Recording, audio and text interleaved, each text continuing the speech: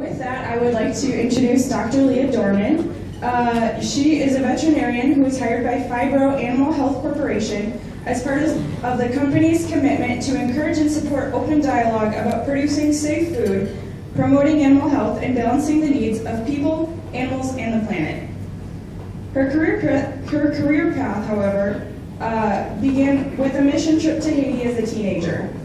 To see the many hungry and impoverished people living in such poverty left a lasting impression and inspired her to desire to play a role in providing safe and affordable food.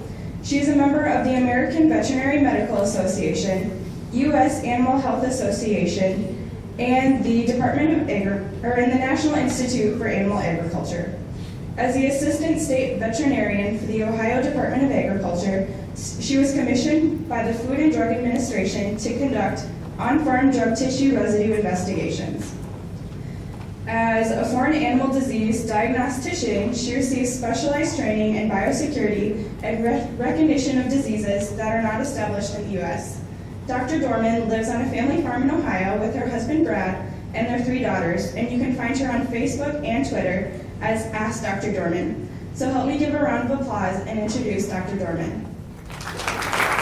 Wow. Good morning. Can everybody hear me? Good morning. Thank you. I want to warn you that I have a tendency, thank you for that introduction, and now that you're all asleep after that, right? I tend to be a little bit interactive, so I love name tags, but I see most of you don't have them on anymore, but I'll just tap you on the shoulder if I have a question that isn't being answered. So I do want to be interactive this morning, and I hope we have a little bit of fun. But we're going to talk about change, challenge, and opportunity, and we're going to talk about reframing the conversation when we're talking about antibiotics, because there's a lot of folks that just don't know what we do or why we do it. So just I think I'm going to have to stand closer. It's not going to like me roaming around today. Oh, well, this should be fun. So I am a veterinarian. Been around for a couple years or a couple decades, maybe. Also a farmer, corn, soybeans, and wheat mainly. But we raise some dairy beef as well as some meat goats. And quite frankly, with 3 girls in the house, we were also taking Noah's Ark to the fair this year. So we've got just a little bit of everything. My job at Phibro Animal Health is a little bit different, and we're not going to talk about products today at all. This is not a sales pitch, so I just want to make that really clear. My job is really to serve as a resource to our customers. We understand that our customers, like you folks, are getting asked really, really hard questions about antibiotics. Really hard questions, and so my role is to help you answer those questions. Both for you, but also directly for the consumer. So I do a bit of consumer outreach as well. So my role is really just to be an honest, credible source of information and answer questions about animal agriculture in general. My focus today is going to be on antibiotics, but about animal agriculture in general in an open and honest way. I'm a quote person too. You'll find out several things. I love crazy animal pictures. I love videos, but I love quotes. And this is one of my favorite past university presidents, Dr. Gordon Gee from, yes, The Ohio State University. Do not throw things. But I got to see him speak several times, and I heard him say this: in this time of enormous change and challenge comes enormous opportunity. And I love this, and I love this because it takes something negative. Change and challenge is very negative, right? Nobody likes change but a baby, right? Yeah, it's negative. But we can turn that around, because I think we can all agree that change and challenge, we've had lots of challenge in animal agriculture, especially in the last decade, right? Do I see yes? Animal rights, antibiotics issues, avian influenza, the list goes on, right? Lots of challenge. And with that comes lots of change, which can be difficult. We've done a great job adjusting, I think, but with that comes an opportunity. And that opportunity is to talk about what we do and why we do it in animal agriculture in a way that really resonates with our end user, which is the consumer. So one of those opportunities, I really am going to have to get close. One of those opportunities is to talk about some of the changes. How many people know about the changes that happened in antibiotic use come January 1? Yeah, everybody in this room, exactly. So two things happened. First of all, the animal health community got together, and when I say animal health community, I'm talking about the animal health companies, I'm talking about farmers, I'm talking about veterinarians, but we got together with FDA and we all agreed that we would make some changes, and those changes were two things. An increase in veterinary oversight, which brought the veterinary feed directive for those antibiotics that are important to humans, now moved to a veterinary feed directive. And those same antibiotics important to humans that are in water, now need a prescription from your veterinarian. So increased veterinary oversight is the first thing. The second piece, as you know, that happened is we removed growth promotion claims from those antibiotics important to humans. So we can no longer use those for growth promotion. So two big changes. But the good news with this is we did this voluntarily. It was voluntary, and we need to talk about it that way. I think that's a great opportunity, is to tell folks, hey, we're taking action. We hear your concerns about antibiotic use and antibiotic resistance, and we've taken action. These are some things that we've done on the animal health side. We've done this. Let's take credit for that, and I think there's a wonderful opportunity in talking about it in that way. And it's also a way to demonstrate our commitment to making sure that we are minimizing our impact on antibiotic resistance. We are, in the animal health community, we continue to work more and more with the human health side. We are working together. We are beginning to communicate more and more. But the other side is we also have to understand consumer attitudes. And that's part of what I want to talk to you about today, because we need to understand what they're thinking so that we understand their values. We need to help them understand that our values are very similar to theirs, and we need to demonstrate that. So we're going to talk a bit about some consumer research, so increase understanding of consumer attitudes, maybe dispel some myths. We'll do a little myth busting at the end for some fun. And then if you have questions, you have any feedback, I'll be around through lunch, so I'd love to hear back from you. But let's start, just because I'm ornery and I like to have a little fun. We're going to show a really short video. Now, I'll warn you, there will be a quiz afterwards. It's 30 seconds, so don't blink.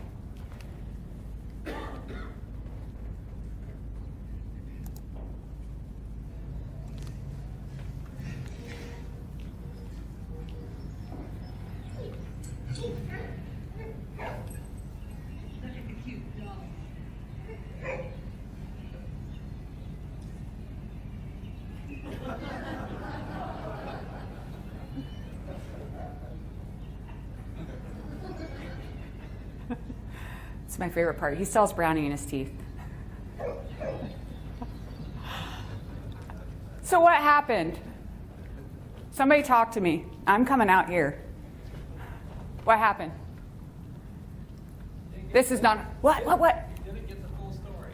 Oh, yeah. So where did it start? Guy's walking through the park with his dog, right? Eating a brownie, walking along, and he chirps a little bit and drops his brownie. 10-second rule, right? We've all done that. 10-second rule, scoops it up, dusts it off a little bit, takes a bite. But what's the issue? Somebody was watching, right? So grandma and granddaughter walking, yeah, we're going to get there. Granddaughter and grandma walking through the park.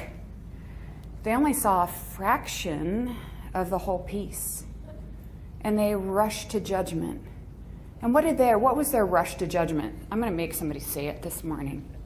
What was their rush to judgment? What did they think? They thought he ate dog poo. That's right. That's exactly what they thought. Sorry, this is a lecture before lunch, right? That's right. They rushed to judgment. Guess what, folks? Animal agriculture is just like that. The consuming public sees a small fraction of what we do, and they rush to judgment. So why is that?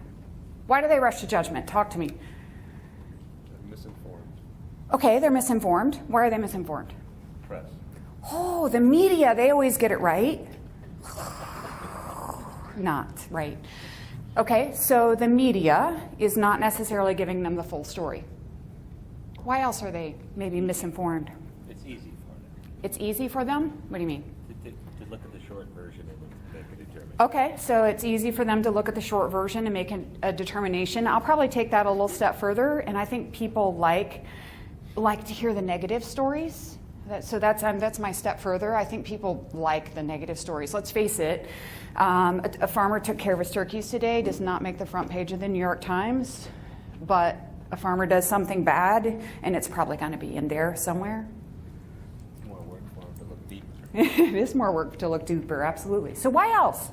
Why does the consuming public rush to judgment about us? People have agendas.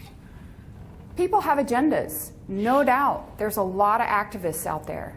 A lot of activists, whether it's animal rights activists, there's anti-antibiotics folks, oh my gosh, there's anti-vaccine folks, and now they're jumping on the anti-vaccine, even on the animal side, just a little bit. So they have agendas, absolutely. And those activists are really well funded, they're very well organized, and they all work together. Probably better than we do in animal ag, sad to say. So why else? Any other reasons you can think of? Oh, I like what she's saying. I'm going to come back to that one. I think there's another reason. I think one of the other reasons is most consumers today are multiple generations removed from the farm. So, their grandparents probably didn't even farm. Many people have never even been on a farm or even met or talked to a farmer. So I think that's part of the issue, but I think you got it right there. I think the single biggest reason that the consuming public doesn't understand what we do is because we haven't told them. We are not telling them. And if we are telling them, we're telling them in a way that maybe doesn't resonate real well with them. So what's one of the ways when a consumer asks a question, and sometimes it feels like we're being attacked, right? When they ask a question or they're making a statement. They might say, I'm really worried about how you raise turkeys. I don't think they should be kept in a building. I think they should be let outside. I think they should have lights. I think they should have something to do, things to play with while they're in there. And, I don't understand why you do what you do. And so what's our response? Typically, I'm sure you do great. It's defensive. We get defensive. And it's easy to do. I understand we get defensive. And our response is, oh, you don't like the fact that they're, in a building. Well, there's reasons we do that. And, and you don't like this and you don't like that. And, if you don't like that, why don't you just try it yourself? Since you know nothing about raising turkeys, why don't you just shut up and eat? It's what I call the shut up and eat mentality. We just get defensive and we tell them to shut up and eat, right? We've done it. I have done it. Yes? Okay, so we have to stop being defensive. But the second thing that we typically do, if somebody asks a question and maybe not quite feel so attacked, but regardless, how do we answer? We typically answer with science, because we have a lot of science in animal agriculture. We didn't decide how to raise turkeys overnight. We've been doing this a very, very long time. We've gotten better and better and better at it. We know what we're doing. We know how to produce healthy, affordable food, but we want to give them all the information in this great big download, this great big information dump, or we just share facts and information. And the problem is, if they don't trust us as an individual, they don't trust our facts, and they don't trust their science. So science isn't necessarily the answer either. Now, I am not suggesting that we throw the science baby out with the bathwater by any stretch of the means. I am not suggesting that. But what we do need to do is we have to lead with shared values. We have to connect with that individual. Once they understand that our values are similar to theirs, then and only then do we have the permission to then begin to talk about science and facts. Again, if they don't trust us, they don't trust our science. So we've got to connect at that value level. That may mean get a little emotional. That may mean tell a little bit of a story about you on your farm and what you do every day.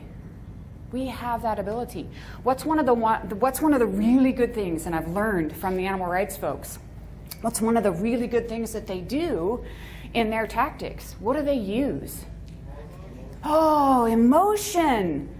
Think about the Humane Society of the United States commercials. You see the sad puppies behind the bars all scratched up, and they use emotion. They capture onto your emotion. I think we have that ability too.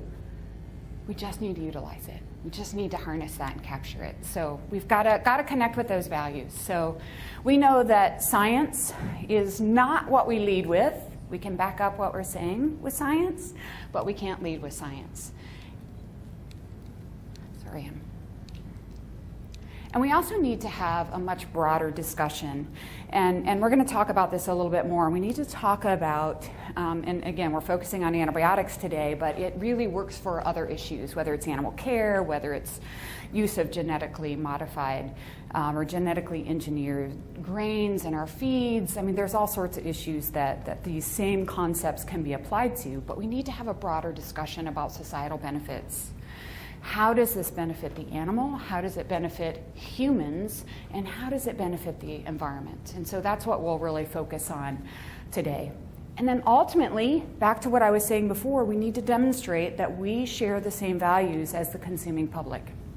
I'm going to show another quick video. Wanted more information from grocery stores and restaurants? Yes. Yeah, I would say I would not be that informed if I want to see at the store. When you go to the grocery store, buy chicken, you feel like you have enough information about how the chicken is grown. No. I don't have the knowledge or the resources to go and search out who should I buy from, or what farmer, this, this, and that. Do you feel like you're getting enough information from the grocery store about eggs? No. So what would you like to see on there? Like specific. I guess maybe. I guess you could put on a label, like you can put something like.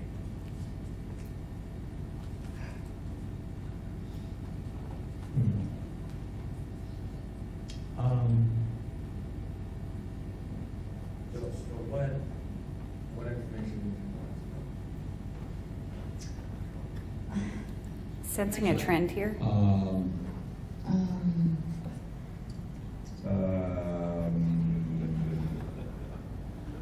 That's a good question. That's a good question. And there's our opportunity. There's our opportunity. So let's talk about consumer attitudes and beliefs. We're going to talk about the trust model, and this research comes from the center. That, by the way, that video was from the U.S. Farmers and Ranchers Alliance. But we're going to talk a little bit about the research that was published in 2009 by the Center for Food Integrity, and they did some trust model research, and they were really looking at how do we build trust in the food system. And so one of the things they found, we all want the freedom to operate, right? We all want the ability to do what we need to do when we need to do it. But in order to do that, we have to have social license. And social license is the ability to operate with minimal formalized restrictions. So social license is the opposite of social control. So social control would be things like laws and ordinances and regulations, be those types of things. But to have social license, we have to have trust. We have to have trust. So the research really looked at what are the things that influence trust. And they found 3 things. So the first was influential others. And influential others might be family and friends. Yes, folks, that means social media. We didn't talk about that earlier. Fake news. But influential others, might be friends and family. It also might be credentialed individuals. So, influential others might be your attorney if it's a legal issue. It might be your MD, for example. So credentialed individuals. Competence is another thing that influences trust. And competence is skills and abilities. Does the person have the skills and ability to do what I need them to do? Skills and ability. And then the third thing that influences trust is confidence. And confidence is about value similarity. Do I trust that this individual has the same values as I do, that they will do what I need them to do? That's confidence. Now here's the interesting part. And if you get nothing out of this presentation, I want you to get this part. Shared values are 3 to 5 times more important in building trust than facts, science, expertise. Let me say that again. Shared values are 3 to 5 times more important in building trust. Shared values. Oh my gosh. That's really, really different than how we've approached consumer questions in the past. Shared values. So what's the definition of insanity? You all know, right? What is it? Doing the same thing over and over again and expecting different results. So guess what? We got these results in 2009. Now, I'll be honest, they started the research in 2007. They didn't believe the results, so they repeated it in 2008 and 2009. They repeated it 3 times because they didn't believe it either on the shared values piece. And then they published. Shared values. So we've got to make that connection. But the definition of insanity is we can't keep doing the same thing over and over. We're not going to get different results. So historically, we have said, research says it's okay to do this. Economically, and typically we're talking about our economics, right? It matters to us and our bottom line. Financially, it's in our best interest too. And we need to move to something a little different, and that is, it sounds like food safety is one of your concerns. You want to make sure that the food you're feeding your family is safe. That's a value connection. That's a value connection. And so we need to shift to those sort of ways of answering questions. And we've been answering the wrong question because let's use antibiotics. The consumer isn't asking if we can use antibiotics. Easy question. Can you use antibiotic? Yes, science says we can. What they're asking is, should we use antibiotics? That's a really different question, and it requires a very different answer. That's an ethical sort of question, and we need to make sure that we use our values in answering that question. It's a lot harder. It's a lot harder. Teddy Roosevelt had it right when he said, no one cares how much you know until they know how much you care. And if you just even remember that, we need to do that when we're answering questions, even when that consumer is asking that question that makes you a little bit angry. We have to get past that. And they may be saying it in that tone of voice or in that way just because they don't know any different. And so it's our role as farmers, as producers, to answer those questions as best we can. So let's look a little bit at some research, and they looked at labels and some must-have information on labels. And they looked at several things, and you can see on the left, cost value, ingredients, and they separated the groups, and these were determined groups by a series of questions, food neutral and food aware. So food aware would just be folks that are more interested in food, pay attention a little bit more to what they're buying. So let's look at food neutral on the left hand in that green section. Let's look at food neutral first. So the number one thing that food neutral was concerned about was cost and value in their purchases. And then coming in second, a bit of a tie, is sugar, calories, and freshness, that expiration date that's on there. Now we're going to switch over to food aware, so that right-hand column over there. And food aware, their first thing that they said they absolutely must have is, what are the ingredients? Are they natural or are they artificial? I want to know about ingredients. The second thing they wanted to know about was nutrition facts. But I circled this, and I hate that in this survey, they happen to do hormones and antibiotics kind of in one lump because they're very, very different. But you'll notice that the food neutral in the green here, that wasn't a concern at all, wasn't even on the list. And in the food aware, only 2 checks, which is pretty doggone low for food aware. And my point in telling you this is antibiotics, hormones is not a huge concern of the general public. And understand that these surveys are done with 2,000 people, roughly, give or take a few, about 2,000 people, and the demographics mirror the US demographics. So to give you an idea of size that they looked at in their surveys. So that also tells me there's this huge movable middle out there that we can talk to. We're not going to change anybody, regardless of what the topic is. Clear on that left end, of that bell curve, they're pretty ingrained, and those of us who might be on the other end, we're pretty ingrained as well. They also looked at top concerns, and these were, they got to pick out of a whole list of different options, and these were self-selected sort of categories, and you'll see moms, millennials, early adopters, and foodies. For instance, I might show up in 3 categories because I'm a mom. I would show up there. Well, I'm not a millennial. I'm an early adopter, I'm certain, because I tend to adopt things a little quicker than the majority of the other population. And I'm probably also a foodie. I pay attention to stuff.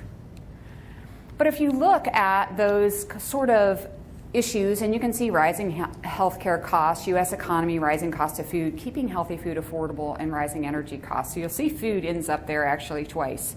Understand in social science, 8s and 9s on a scale of 1 to 10 are really, really big numbers. But you'll see that keeping healthy food affordable really does float to the top overall. So that is a concern for people. We need to keep that in mind as well. So just kind of overall, rising healthcare costs ended up, and this is the most recent, their 2015 survey, rising healthcare costs floated to the top, but rising cost of food ended up second. And then you'll see keeping healthy food affordable is still in that top 5. So again, I'm trying to give you a little insight to a consumer's mind. This was several years of research, and you'll see a little bit of a snapshot. There's a statement, and then people have to say, well, I strongly disagree. They rank it 1 to 10. I either strongly disagree, I strongly agree, or they're somewhere in the middle. But one of the things they found is consumers want meat, milk, and eggs, as long as it's from humanely treated animals. And I don't like that word at all, because it's defined all different ways by different people. But here's what, and that was not defined in the survey, by the way, so it was up to the person taking the survey to define that.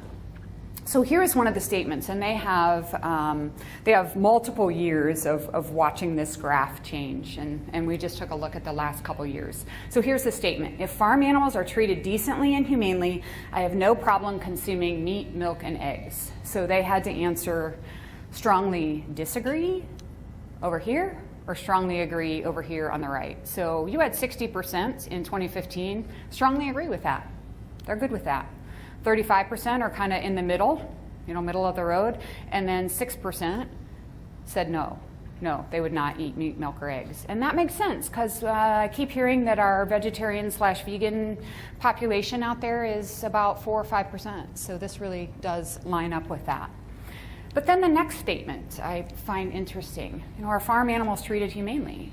That's the question. U.S. meat is derived from humanely treated animals. This is a little different. Now we only have 25% strongly agreeing with that statement. We've got the big majority are here in the middle, which is still good. Not as good as I'd like to see it, but we've got almost 20%. We've got 19% down here that strongly disagree that we're treating animals humanely. This horrifies me. I think we do a great job in animal care. I think we continue to improve constantly. So I think that's one of the lessons, one of the takeaways is I think we have the ability to talk about this a little bit more and do a better job at demonstrating what we're doing on the farm.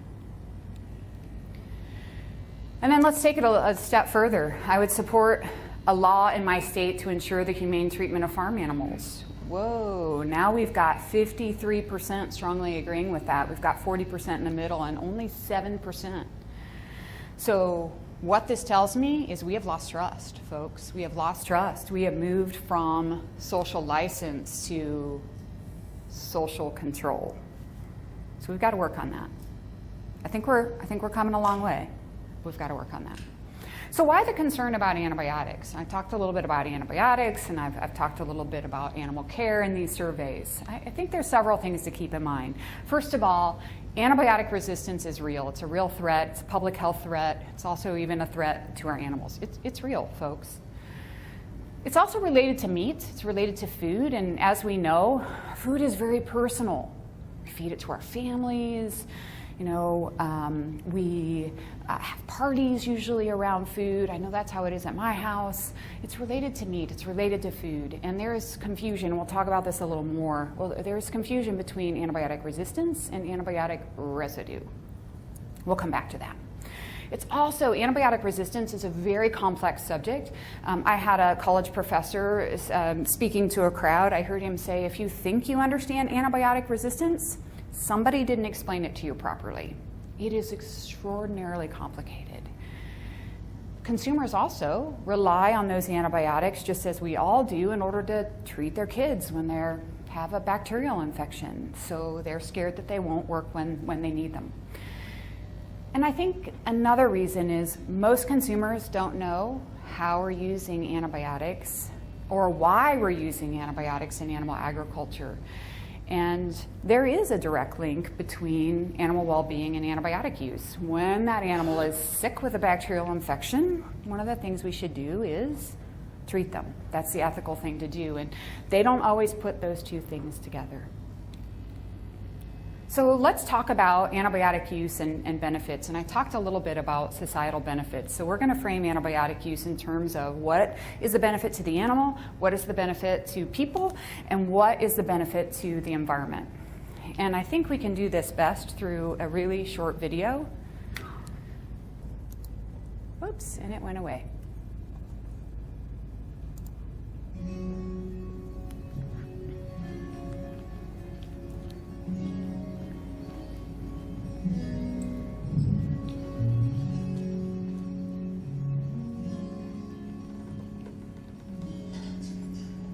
It's a busy life on the farm.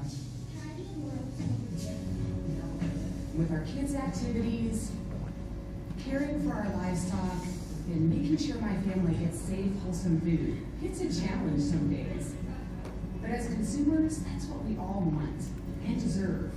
And that's why antibiotics are important. They keep farm animals healthy, which helps to improve food safety for all of us.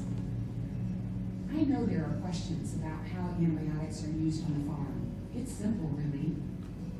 Farmers use antibiotics in farm animals for the same reason antibiotics are used in people: to treat, control, and prevent disease that causes pain and suffering.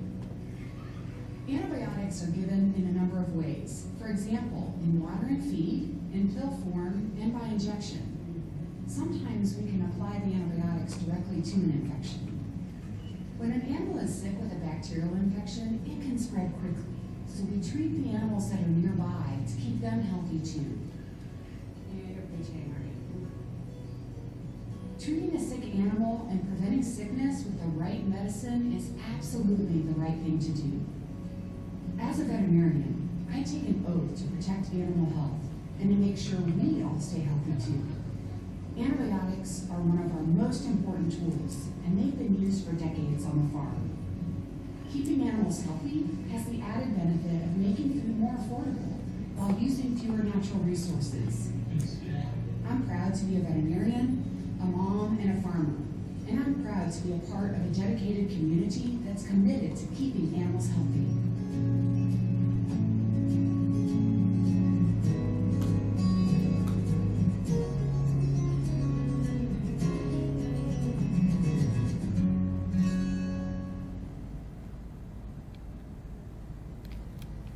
I hope you heard several messages in there, and I hope you heard those messages that talked about a safe food supply, but also keeping healthy food affordable while still protecting animal health and well-being and improving sustainability at the same time. Now, there are lots of ways to do that, and we all know that. I do have to tell you one quick story, and that is the first time I ever showed that video, I remember somebody raising their hand in the back and saying, "Is that really your family, or is that just an actor's? You know, is there's just a bunch of actors?" And I laughed and I said, "Who in their right mind creates a fake family with 3 teenage girls?" Just saying. We do have fun at our house, though. So again, I hope you heard some of these messages. You know, we've used antibiotics for decades, and we've used them to treat or prevent diseases that may cause pain and suffering. So we need to help them make that connection to animal care. There's reasons we do this. There's reasons that it is the right thing to do. When animals are sick, they deserve to be treated. It also benefits all of us in several ways, reducing the amount of bacteria going into the food supply, but then also allows farmers to produce food more effectively. Better health in their lifetime, then less feed consumption, and less feed consumption means a smaller carbon footprint. And that means something to people. They're actually looking at that. Now, some of the confusion, too, is between resistance and residue. These are two R words that people get confused. So let's just kind of talk about those. Resistance occurs, first of all, bacteria are kind of hardwired to survive. They want to live, and they can get the ability to evolve and change and survive different sorts of situations. That's just what bacteria do, and their lifespan is so short, they have the ability to do that. So they can evolve to the point where antibiotics, they're just not easily killed by antibiotics, and that's resistance. And there's also some confusion. There are folks out there that believe that their body somehow becomes resistant to antibiotics. It's not them, it's not their body, it's actually the bacteria getting smarter to combat the effect of medications. Residue, on the other hand, is very different. Those are molecules or parts of the drug that may remain in the meat from animals that were treated with antibiotics. And I know you folks understand that, but there's a lot of consumers out there that interchange them and don't understand the difference. So kind of be aware of that as they're asking questions, and don't hesitate to ever ask further questions to figure out what their real issue is. It really helps you kind of answer their questions in a way that really makes sense to them. The other thing you can talk about is the multiple systems that we have in place here in the U.S. to be sure meat is safe to eat and to feed our families, and certainly the mandatory withdrawal period, and you can explain what that is. That time from when that medication was given, that farmer needs to hold that animal out of the food supply until it's cleared its system so that the meat is safe to eat. And then you can also talk about routine testing, and that's done, as you know, by food companies, but also done at the plant to be sure that there is no unsafe residue. I do have to tell a little story here. I was sitting at lunch with a couple other farmers, and one particular farmer raises has a lot of contract producers in Ohio. He raises some beef, but has a lot of pigs, a lot of sows. And another lady, just a consumer, she was from the local PTA group at a Columbus suburban high school, so kind of a city gal. And we're sitting there talking, and the topic of antibiotics came up, and she was just asking questions about what we do. And the topic of antibiotics came up, and the other farmer says, well, what do you think about farmers using antibiotics? And she went, well, I'm okay with it. I'm okay with farmers using antibiotics. I know animals get sick, and that's okay. You can use antibiotics, and I'm okay if there's antibiotics in my meat. And I went, whoa, after I was done seizuring for just a split second. I recovered pretty quickly, and I said, let me assure you, and I talked like this. I said, there's several things that we do to make sure, even if we need to use antibiotics, there's several things we do to make sure that meat is still safe to feed your family. So I explained, the testing. I explained what a withdrawal time was, and kind of how that's on the label of that product, and it all goes through FDA. And she's like, oh, she didn't realize all of that. And I said, well, help me understand why you thought that if a farmer uses antibiotics that it's automatically in your meat. Why did you think that? Help me. And she said, I call it mom guilt. I saw this kind of look of guilt come over her face, and she kind of dropped her head, and she said, well, I'm a middle-income family, and so when I go to the grocery store, I can't always afford to buy the antibiotic-free meat, so I buy the meat that has antibiotics in it. That was my aha moment. I didn't understand why she thought what she thought. I call it the curse of knowledge. I just had no comprehension. So just by having that conversation, she completely enlightened me about how she was confused about what the label said. This was antibiotic free, so if that's antibiotic free, this must have the antibiotics in it. And she felt bad about it, which made me feel horrible. I don't want anybody to feel bad about their food. And quite frankly, if people feel better about buying antibiotic-free meat, then more power to them. That's what they should do. I just want them to make an informed choice. So I was horrified. So it was that reminder to me that we have to be careful. We have to be careful. And we have to remember that what we know in animal agriculture, the general public has absolutely no idea. Just like I have no idea why my computer won't work the way I want it to work. There are experts for that. We're the experts in animal agriculture and food. Some other things to remember. Yeah, cooking meat to the proper temperature. We don't teach this, I know I'm old, but we don't teach this in schools anymore. We used to have home ec or consumer sciences or whatever we call it now that taught some of these things, and we don't do that anymore. So I think we have to continually remind folks that cooking meat to the proper temperature does kill bacteria, whether they're resistant or not. It does kill bacteria, and we need to handle those meats properly and separate and all those good things. And this is not cooking your meat appropriately, so don't kiss your turkey or your pigs. CDC came out with a report, and here's kind of some good stuff. In 2013, it's a rare moment I get to see, the CDC came out with something good, because usually they're telling us something bad.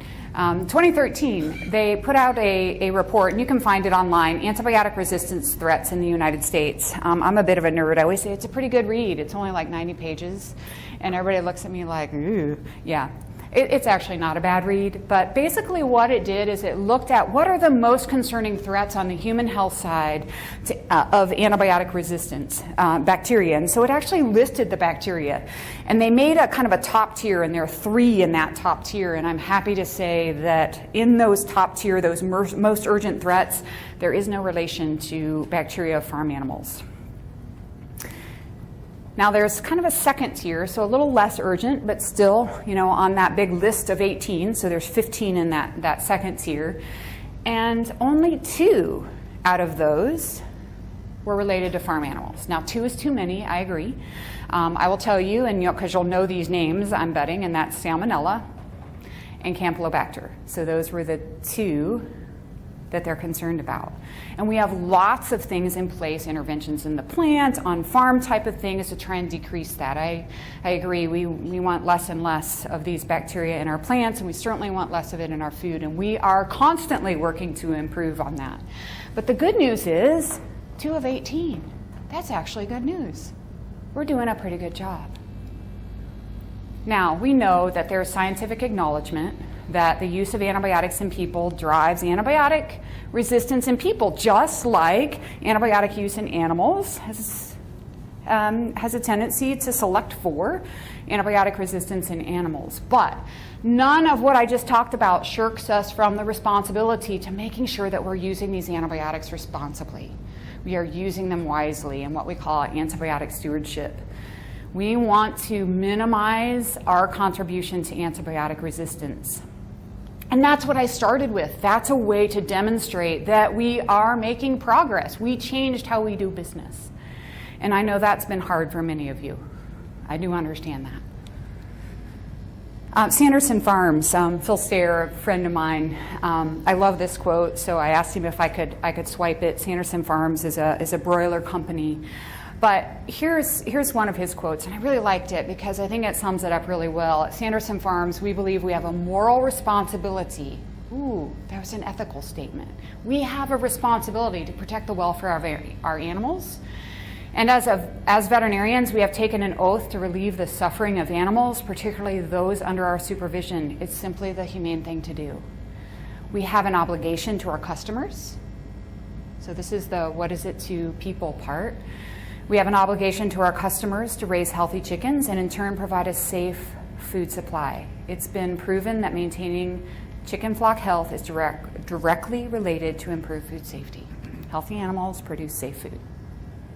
I think this is a great message, and I think we can all kind of steal some things and kind of the manner in which he talks about that, and Dr. Stair does a really great job at that. I've heard him speak several times. The animal health community is always looking, and as you well know, we're always looking for, I hate to say, I'm not going to use the word antibiotic replacement, because let's face it, folks, there probably will not be a silver bullet replacement for antibiotics, period. We're hoping for silver buckshot, but probably not a silver bullet. But we are always looking, and I know at Fibro we've got a couple things. We're working with some nutritional supplements that support the immune system, and the hope is that then that will allow us to need less antibiotics. Vaccines are another way to do that. We do have some novel vaccines as well, autogenous vaccines that help decrease the risk of infection and prevent disease. And all of us, I think, are working on that. You folks do a lot of this. You know, proper housing, proper nutrition, ventilation, all of those things are really important pieces to make sure we're doing the best job we can in taking care of our animals. And you folks do a great job at that. Informed food choice. I know I've mentioned this before. You know, we are really blessed in the U.S. that we have a wonderful array of choices. When you go into the grocery store, there are people from other countries that when they come to the U.S., one of the things they want to do, they want to go to the grocery store because they are amazed at all of the options, not only the amount, but all of the different options that are there. So we have an amazing sort of resource source out there. Certainly choosing to eat meat from antibiotic-free systems, perfectly okay. Perfectly okay. It's among those options, but many customers also believe that conventional is perfectly okay as well. So we want to make sure that we're preserving some food choice. I'm going to go through these pretty quickly, but I want to do just a little bit of myth busting, and I'll warn you, it's going to get just a little sciencey, but I want to bring it up because there are some topics that I think continually come up, and some of them are a little bit hard to answer. In the sake of time, I think, well, I'm going to do this one. So here's the statement, and I already gave you the answer, which is a bummer. And this is fun to do in a consumer audience because I actually make them vote. I'm going to make you vote too. So here's the statement, and you have to agree. You either have to vote true or false, and I'll ask in a minute. Foodborne antibiotic-resistant bacterial infections, so it's bacterial infections in your food, in humans are always caused by the use of antibiotics in animal agriculture. Is that true? How many believe true? How many believe false? Yes, see, you're too smart. But in a consumer audience, it's interesting to see how they answer this question. And then we talk about it. There's a new research that came out just last summer. It really looked at a whole bunch of different research papers from the previous decade. And there were like 300, actually they started with like 500. They kept whittling that down. About 195 made their criteria. And they were really looking at the connection between use in animal agriculture and human bacterial resistant disease. So they were looking at that connection. They eventually whittled that down to 50 that met the criteria. Now, several studies established a relationship. Quite frankly, we already knew that. We knew that use does select for resistance, whether we're talking about in animals. So we knew that there was a relationship. But none established a causal relationship, meaning the use in animals didn't necessarily cause the resistant disease in humans. And this was on Campylobacter specifically. So remember I mentioned one of those two that are kind of most important resistant diseases. This was on one of them, Campylobacter. Click. I like this quote from the abstract. Recent literature is inadequately detailed to establish a causal relationship between use of antimicrobials in ag animals and prevalence of drug resistance foodborne Campylobacter, that's the bacteria in humans. That's actually good news. So here's another true or false question. I told you I was going to get a little sciencey. Antibiotics for livestock account for 80% of the antibiotics purchased in the United States. I'm going to stop there for a second. How many have heard this statistic somewhere? Just raise your hand. I want to see. How many people have heard this statistic somewhere? I see it all the time, especially in newspaper articles. Always. I see this statistic. Okay. Antibiotics for livestock account for 80% of the antibiotics purchased in the U.S. So animal agriculture is abusing these important medications because that's what they're always getting at, right? So is that true or false? True? False? Okay, let's go with sort of false. I'll explain. Because part of it is true. The part that's true is the 80% number. Actually, it's 82%. So out of the sales in the US, animal agriculture uses 82% of the antibiotics sold. That's true. I shouldn't say uses, sold. We purchase it, okay? Because sales and use can be a couple different things. All we have is sales data, we don't have use data. So while it's true, 5 times more antibiotics are sold to livestock than humans, let's put this in perspective. And this is the perspective. There are 30 times as many food animals to keep healthy as there are humans. 30 times. We have 9.6 billion animals. There's 319 million people. That's 30 to 1, folks. I call that antibiotic stewardship. I think we're doing a good job. And I think it's important to even talk about it like that. I think putting it in perspective, because most people don't realize how many animals are there and how many more animals than humans. So just thinking of it that way. Now, I always have to give this precautionary statement. If you look at the FDA website, and FDA cautions against comparing human and animal antibacterial drug sales data, I understand why. You know, there's size differences because some animals are smaller, but lots of our animals are lots bigger. There's dose differences. There's all sorts of issues in comparing those two. But unfortunately, the activists and the newspapers love to make this comparison, and so I decided to sit down and actually pencil out the numbers so that I at least could respond. The other thing I found interesting in digging is the sales data. Remember, it's sales data, it's not a record of use, but the other thing is that the human data, the last human report was 2011 information. It's only an estimate, it's not a report. It was last published in April of 2012, so it's already a few years old. The animal data, on the other hand, guess what? We publish every year. It just came out in December of 2016. And I expect the next report, obviously. So the 2016 report will come out in December of this year. It does include companion animals and horses, so it's not all food animals because we don't really have a way to separate when medications are sold, and lots of medications have different labels for different species. The other thing to keep in mind is those medically important sales accounted only for 62% of sales. So the rest of it was animal-only stuff that isn't a concern for humans. So I want to put that into perspective too. So what looks like 82% is actually a lower number because there's a pretty big group, some of the coccidiostats, you've probably heard of the term ionophores, some of those things that humans don't use are also in that number. So when we're looking at comparing apples to apples, let's look at only those what we call shared class, or those antibiotics that are used by both humans and animals and are on the medically important list that FDA puts out. And one of those is tetracycline. The classes that we use in animal agriculture are a little bit different than what they use on the human side. When you look at our animal data, the sales data on tetracyclines, that's 71% of the medically important, 71%. So it's almost 3/4 of what we use are in the tetracycline class.